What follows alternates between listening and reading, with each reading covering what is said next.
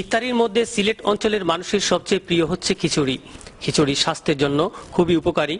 যুগ যুগ ধরে সিলেটিদের মধ্যে এই খাদ্যাভ্যাস গড়ে উঠেছে। খিচুড়িটা আমার দাদু রান্না করতো, আমার মা, এখন আমি, ভবিষ্যতে আমার বাচ্চারাও করবে। এটা আমাদের সবার প্রিয়, বিশেষ করে সিলেটি। আমরা যারা সিলেটে থাকি আমাদের সবার পছন্দ খিচুড়ি। খিচুড়ি তো আমরা ছোটবেলা থেকে খাইতেছি। আমরা মা বাবা খাবাইছেন, খাবাইছেন খিচুড়ি, আর খিচুড়ি নরম জিনিস তো। অনেক চিকিৎসক জানিয়েছেন, বহু যুগ ধরে সিলেটে যে ইফতারির সঙ্গে খিচুড়ি খাবার প্রবণতা চালু আছে, এটা আসলেই স্বাস্থ্যের জন্য খুবই উপকারী। সারাদিনের রোজার শেষে মানুষ যখন এটি গ্রহণ করে তখন স্বাভাবিকভাবে তার শরীরে এটা কোনো খারাপ প্রতিক্রিয়া করে না। সিলেটের মানুষ পৃথিবীর যে জায়গায় আছে, সিলেটের মানুষ সব অঞ্চলে ইফতারের সময় খিচুড়ি পাকানো হয়। এছাড়া সিলেটে ইফতারের সময় পরিবারের প্রত্যেক সদস্যদের সাথে একসাথে বসে ইফতার করার প্রচলিত একটি রেওয়াজ আছে।